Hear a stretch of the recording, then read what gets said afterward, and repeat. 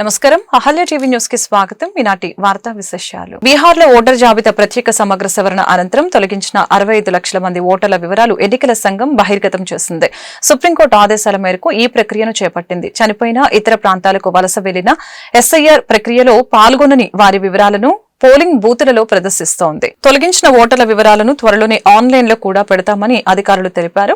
ముసాయిదా ఓటర్ జాబితా నుంచి తొలగించిన ఓటర్ల వివరాలను ఈ నెల 19 లోపు బూత్ల వారీగా ప్రదర్శించాలని ఇటీవల సుప్రీంకోర్టు ఎన్నికల సంఘాన్ని ఆదేశించింది. ఆ వివరాలతో కూడిన నివేదికను ఈ నెల 22న తమ ముందు ఉంచాలని నిర్దేశించింది. ఈ క్రమంలోనే ఎన్నికల సంఘం తొలగించిన 65 లక్షల మంది ఓటర్లను వివరాలని బీహార్లోని పోలింగ్ బూతులలో ప్రదర్శిస్తోంది.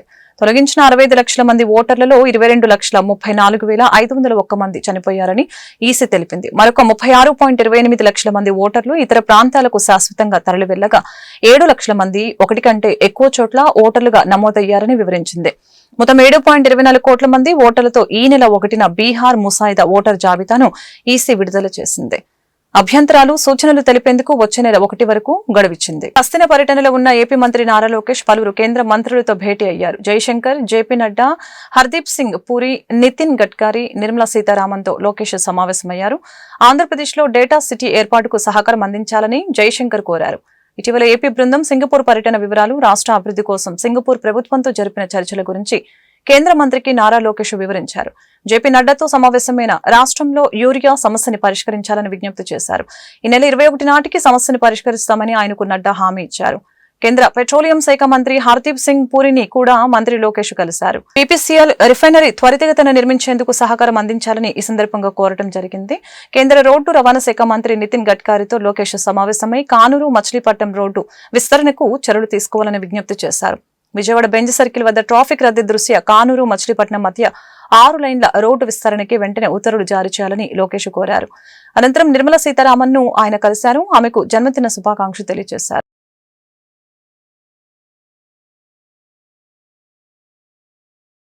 వైకాపా అధ్యక్షుడు జగన్ కి ధైర్యం ఉంటే రాజధాని అమరావతిలో పర్యటించి అభివృద్ధిని కళ్లతో చూడాలని మాజీ మంత్రి దేవినేని ఉమామహేశ్వరరావు సవాల్ విసిరారు. కుంభకోణాలకు, అక్రమాలకు పాల్పడిన వారి కోసం జైలు యాత్రలు మానేసి అమరావతికి రావాలని అన్నారు. సోమవారం తెలుగుదేశం పార్టీ కేంద్ర కార్యాలయంలో నిర్వహించిన మీడియా సమావేశంలో ఆయన మాట్లాడారు. సీడ్ యాక్సెస్ రహదారి, సచివాలయం, విట్, ఎస్ఆర్ఎం ఇలా జగన్ ఎక్కడికి వస్తే అక్కడికి వచ్చి అమరావతి ఎక్కడ మునగలేదని నిరూపించేందుకు తాము సిద్ధమని ఈ సందర్భంగా తెలియజేశారు. అలాగే మహిళలకు కల్పించిన ఉచిత బస్సు ప్రయాణ పథకానికి వస్తున్న ఆదరణ తట్టుకోలేక అసహనంతో అమరావతిపై జగన్ విష ప్రచారం మొదలుపెట్టారని దేవినేని ఉమా ఈ సందర్భంగా మండిపడ్డారు. అమరావతి అభివృద్ధి చూసి ఓర్వలేక వైకాపా బ్యాచ్ దుష్ప్రచారాలు మొదలుపెట్టిందని ఆగ్రహం వ్యక్తం చేశారు. స్థాయి రాజధాని నిర్మాణం జరుగుతూ ఉంది. ప్రతి తెలుగువాడు కూడా గర్వపడే విధంగా రాజధాని నిర్మాణంలో భాగస్వామి అవుతూ ఉంటే ఏంటి విష ప్రచారాలు? నీ కళ్ళ ముందు కనపట్లేదా?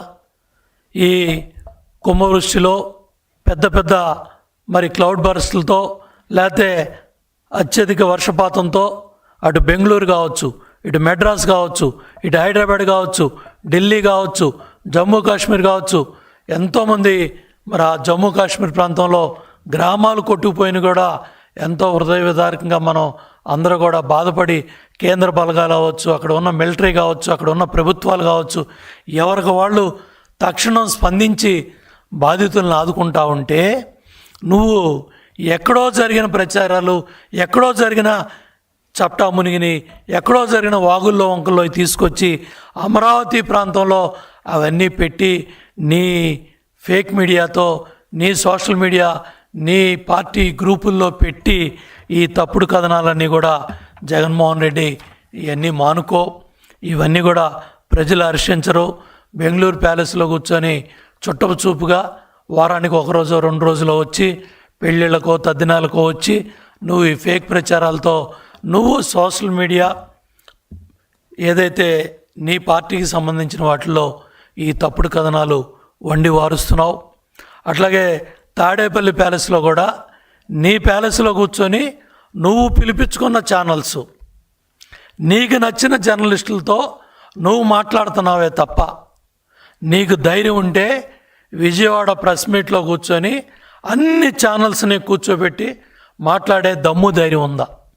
ఇవాళ మా పార్టీ శాసనసభ్యులు కావచ్చు, ఎంపీలు కావచ్చు, మంత్రులు కావచ్చు, మా నాయకులు కావచ్చు, రాష్ట్రంలో అన్ని మీడియా ఛానల్స్ ముందు కూడా దమ్ముగా ధైర్యంగా సూపర్ 6 పథకాల గురించి చెప్తా ఉన్నారు.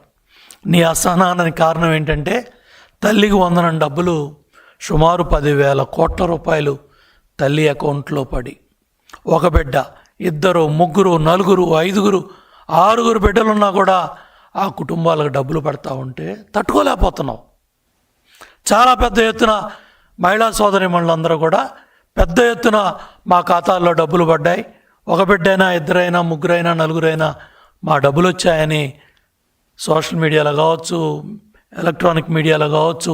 తాడిపత్రిలో పొలిటికల్ హీట్ తారాస్థాయికి చేరింది. హైకోర్టు ఆర్డర్ పుచ్చుకుని వైసీపీ నేత మాజీ ఎమ్మెల్యే కేతిరెడ్డి పెద్దారెడ్డి తాడిపత్రిలో ఎంట్రీ ఇవ్వనున్న నేపథ్యంలో కేతిరెడ్డి దమ్ముంటేరా తేల్చుకుందామంటూ టీడీపీ నేత జేసీ ప్రభాకర్ రెడ్డి సవాల్ విసిరారు. ఎమ్మెల్యేగా ఉండగా కేతిరెడ్డి అతడి అనుచర గణం చేసిన దౌర్జన్యాలపై తాడిపత్రి ప్రజలకు జవాబు ఇవ్వాల్సిందేనని అన్నారు. ఎన్ని కోర్టు ఆదేశాలు తెచ్చినా కేతిరెడ్డి తాడిపత్రికి రావటానికి ఒప్పుకోమని అన్నారు. పెద్దారెడ్డి తాడిపత్రిలోకి రావటం కాదు, ముందు అక్రమంగా నిర్మించిన ఆ ఇంటి సంగతి చూసుకోవాలని సూచించారు జేసీ ప్రభాకర్. పోలీసులపై అనవసర ఆరోపణలు చేయవద్దని హెచ్చరించడం జరిగింది. మాకు అప్పుడు ఇప్పుడు గన్మ్యాన్లు లేరు, అయినా కేతిరెడ్డి పెద్దారెడ్డికి మాత్రం గన్మ్యాన్లు భద్రత కల్పించిన సంగతి గుర్తుంచుకోవాలని ఈ సందర్భంగా పేర్కొన్నారు. గతంలో టీడీపీ నేతలకు హైకోర్టు ఆదేశాలు ఉన్నప్పటికీ కూడా కేతిరెడ్డి పెద్దారెడ్డి తాడిపత్రిలోకి రానివ్వలేదని గుర్తు చేశారు. చట్టాలు న్యాయాలు మీకు మాత్రమే వర్తిస్తాయా, మా విషయంలో వర్తించవా అని ప్రశ్నించారు. నేను మొదటి మాదిరి ఉండి నింటే నాకు ఈ గతి పట్టేది కాదంటాను. నువ్వు యాక్షనిస్ట్వే, సారాయి అమ్ముతావు, కేసుంది, నేనేం మాట్లాడినా విత్ ద ప్రూఫ్. ఇసుక మీనావు, ప్రూఫ్లు ఉన్నాయి. ప్రతి లేఅవుట్లో డబ్బులు తీసుకున్నావు, ప్రూఫ్లు ఉన్నాయి, ప్రూఫ్తోనే మాట్లాడతా. లాస్ట్కు నీ ఇంట్లో మున్సిపాలిటీ స్థలంలో కట్టినావు, ప్రూఫ్ ఉంది. సోలార్ భూమినంతా ఆక్రమించుకొని భూములు చేసుకున్నావు. నువ్వు రేపు అడుగు, ప్రూఫ్లు పంపి అని అడిగితే నేను పంపిస్తా నీకు. నేను ప్రూఫ్తోనే మాట్లాడతానా, దయచేసి. అప్పుడు మాదిరి ఉంటే ఇప్పుడు నీ గది పట్టేది కదా. అప్పుడు నువ్వు చేసుకున్న చేసలకి ఇప్పుడు నీకు గతి పట్టింది. ఊర్లో అసహించుకుంటున్నారు. ఏమనంటే కోర్టు అంటావు. కోర్టు ఆర్డర్, ఇవన్నీ కోర్టు ఆర్డర్లు, ఇవన్నీ కోర్టు ఆర్డర్లు చూసుకోండి. ప్రెస్ 100 కోర్టు ఆర్డర్ ఏముంది ఈడ? చదువు ఎవరో ప్రెస్ వాళ్ళే పైన చదవండి ఒక్కసారి దయచేసి. ఈడ చదువురారా, చదువు పైన ఏముంది ఈడ? Honorable Sri Justice D.V.S.S.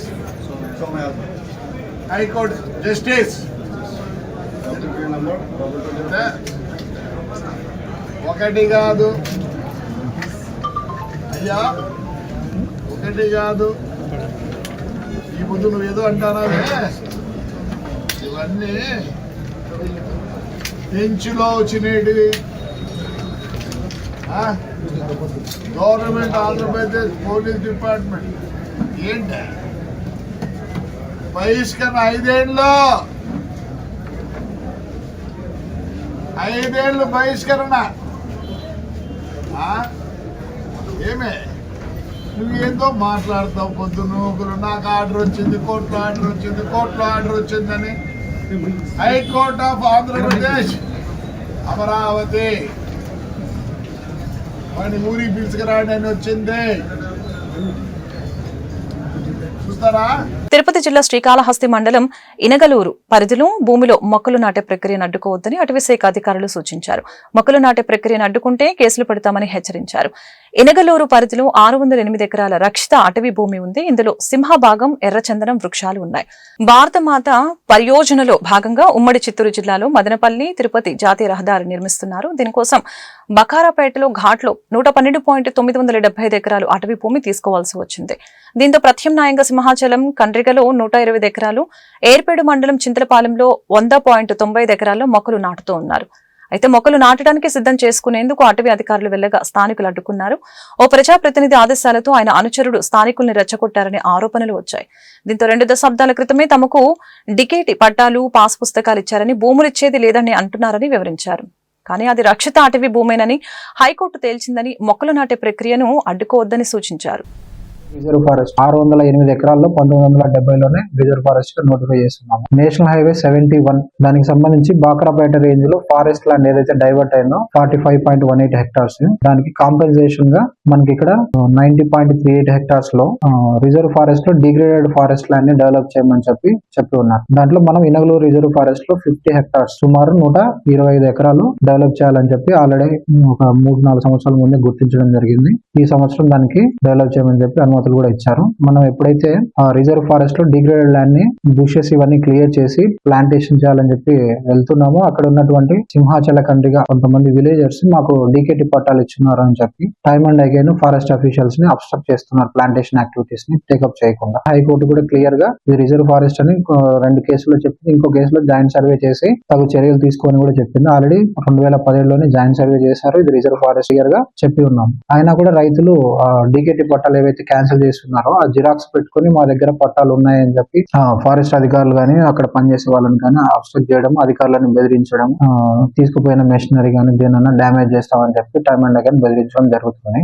2-3 సార్లు ఇదే జరిగింది. రీసెంట్ గా 11 ఆగస్టున కూడా అలాగే చేయడంతో మేము ప్రిలిమినరీ అఫెన్స్ రిపోర్ట్ ఒక 5-6 మంది మీద బుక్ చేస్తున్నాం. ఇది ఆల్రెడీ రిజర్వ్ ఫారెస్ట్ గా 1970లోనే క్లియర్ గా డిక్లేర్ అయిపోయింది. దీంట్లో పట్టాలు ఇచ్చే అధికారం ఏ రెవెన్యూ అఫీషియల్ కి లేదు. కాబట్టి మీకు బయట ఎవరన్నా రిజర్వ్ ఫారెస్ట్ ఎంకరేజ్ చేసుకోబోండి, మేము సపోర్ట్ చేస్తామంటే వాళ్ళ మాటలు నమ్మొద్దు. మీ మీద కేసులు పడతాయి, మీరే ఇబ్బంది పడతారు.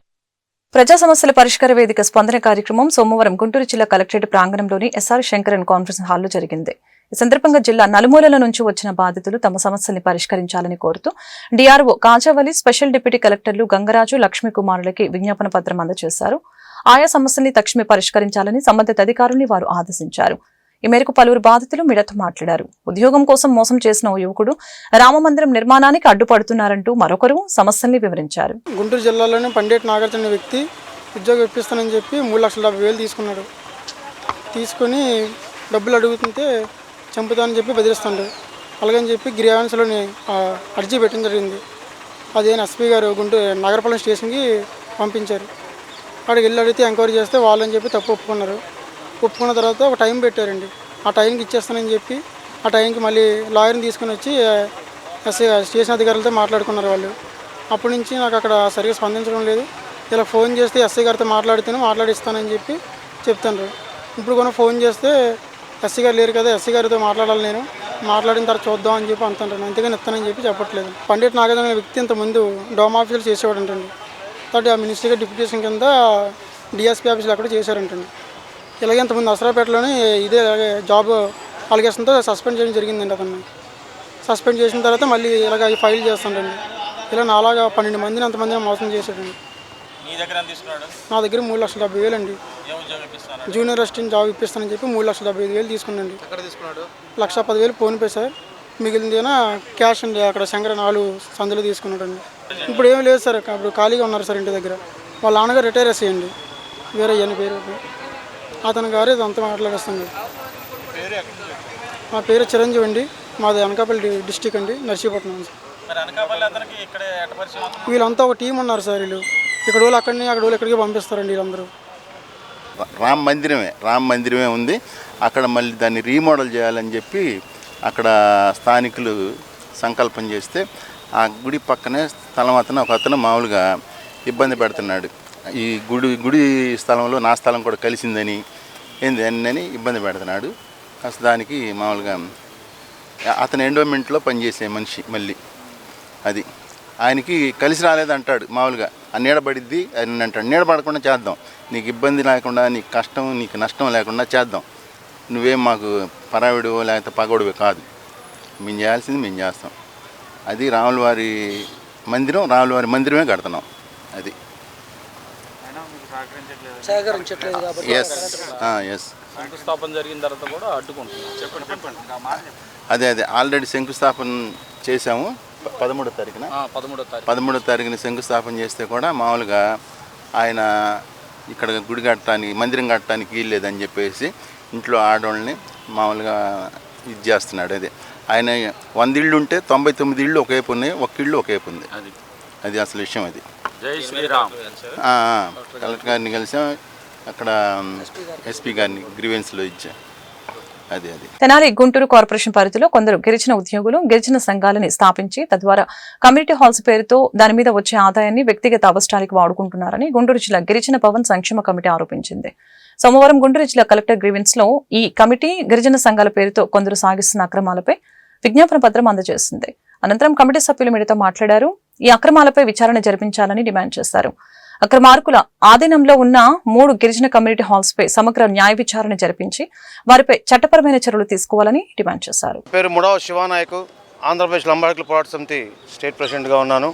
అలానే గుంటూరులో మరి గత 10 సంవత్సరాల క్రితం కొన్ని కాలనీల్లో గిరిజన ప్రజల కోసం నిర్మించిన కమ్యూనిటీ హాల్స్ని కొంతమంది బడా గిరిజన ఉద్యోగులు ఆ ఉద్యోగ సంఘాలు అడ్డం పెట్టుకొని ఉద్యోగ సంఘాలు స్థాపించి ఆ కమ్యూనిటీ హాల్ని ప్రభుత్వం నిధుల చేత కట్టించి ఆ తర్వాత వాళ్ళ స్వప్నాల కోసం వాడుకుంటూ అద్దెలు కమర్షియల్గా వాడుకుంటూ వాళ్ళు జీవనం సాగిస్తున్నారు.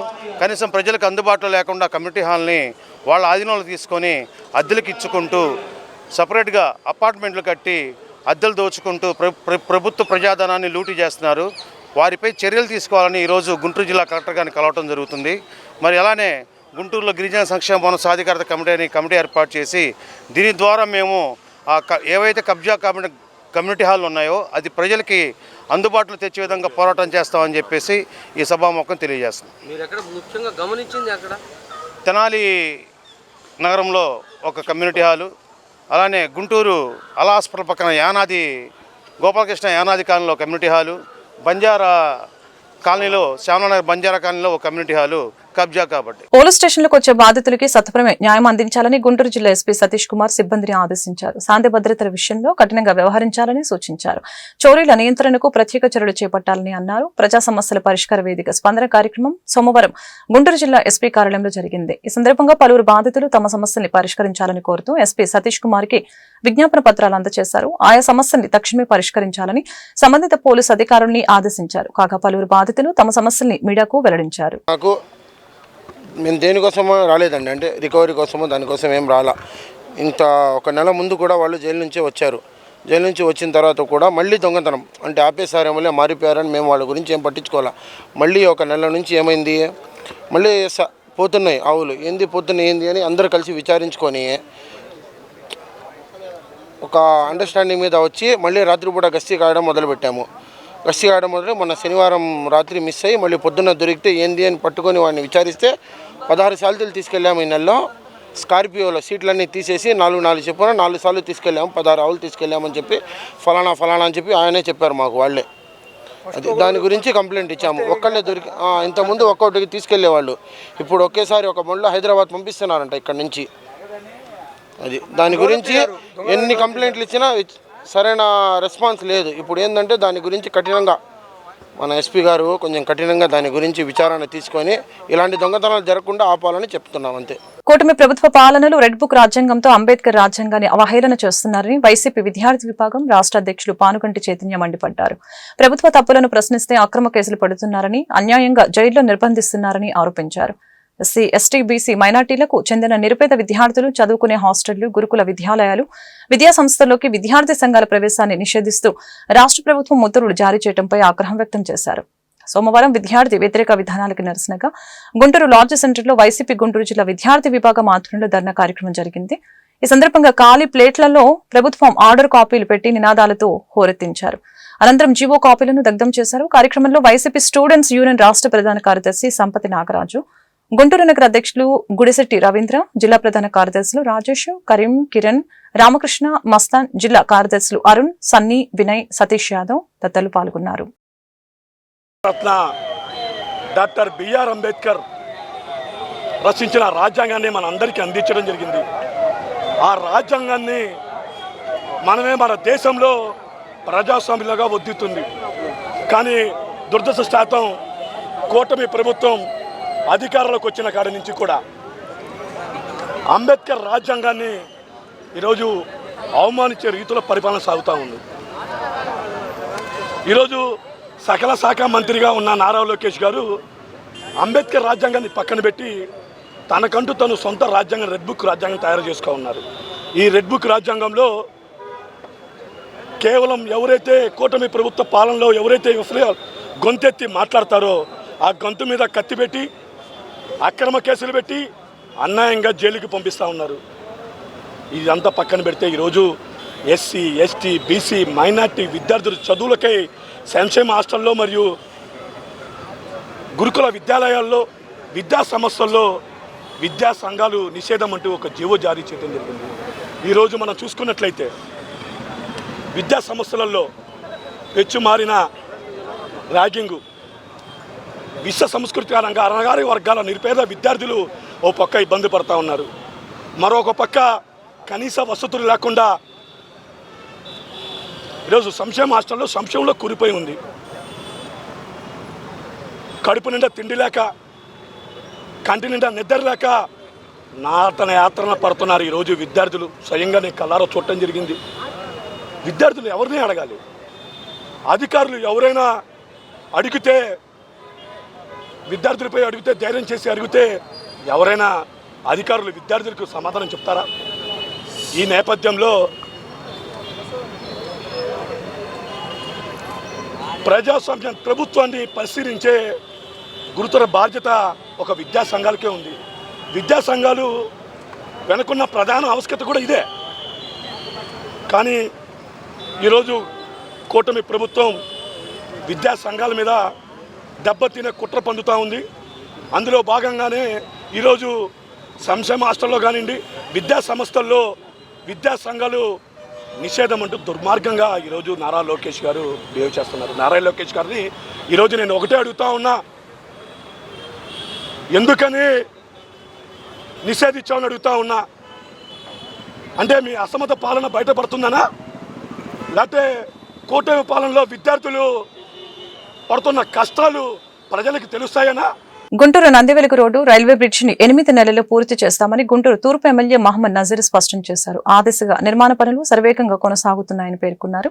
సోమవారం నందివెలుగు రోడ్డు రైల్వే బ్రిడ్జ్ నిర్మాణ పనుల్ని ఎమ్మెల్యే నజీర్ పరిశీలించారు. ఈ సందర్భంగా ఎమ్మెల్యే మీడియాతో మాట్లాడుతూ ఈ మార్గంలో ట్రాఫిక్ కి అంతరాయం కలగకుండా చర్యలు తీసుకున్నామని చెప్పారు. ఈ బ్రిడ్జ్ నిర్మాణ పనుల్లో పాల్గొన్న కాంట్రాక్టర్, సిబ్బంది, కార్మికులకు మౌలిక వసతులు కల్పిస్తున్నామని వివరించారు.